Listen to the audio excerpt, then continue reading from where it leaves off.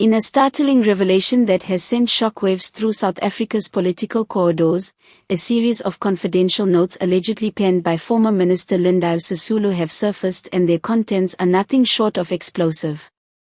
The documents, described by insiders as a political time bomb, detail private discussions, strategic observations, and deeply critical assessments of the country's leadership, governance structures, and the internal fractures within the ruling African National Congress, ANC.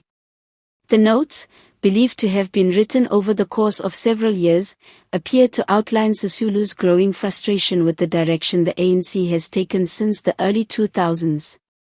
In what analysts are already calling a rear window into the mind of a political heavyweight, Sisulu allegedly highlights corruption at the highest levels, disunity in the party, and what she describes as a gradual betrayal of the liberation promise.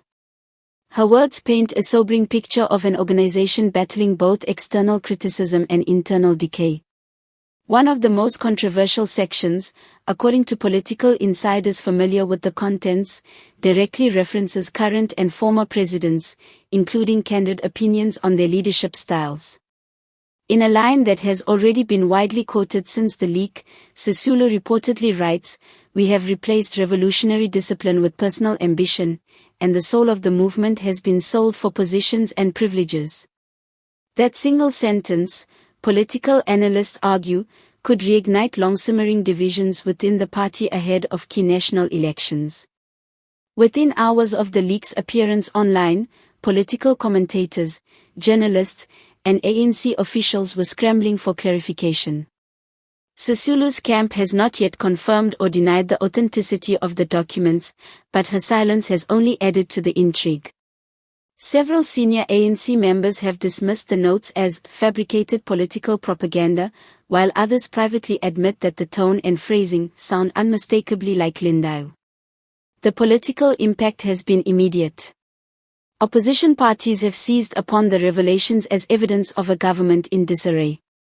The Democratic Alliance, DA, has called for a parliamentary inquiry, while the Economic Freedom Fighters, EFF, described the notes as a confession of rot within the ANC's highest offices.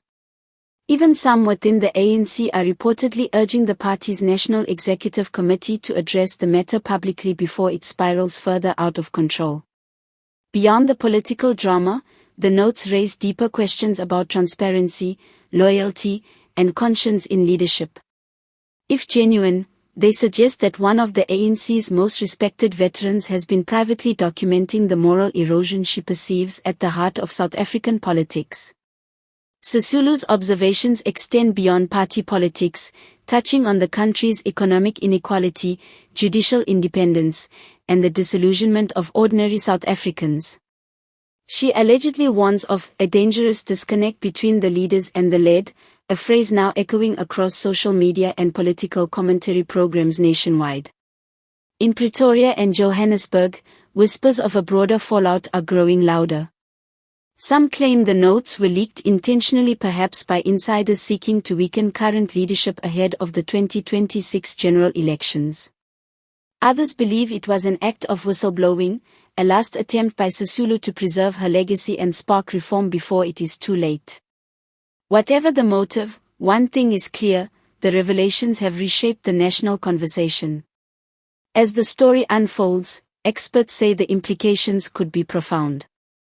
If the documents are authenticated, the fallout may extend well beyond the ANC. They could prompt renewed public debate about the future of governance in South Africa, the accountability of its political elite, and the unfulfilled promises of the democratic project.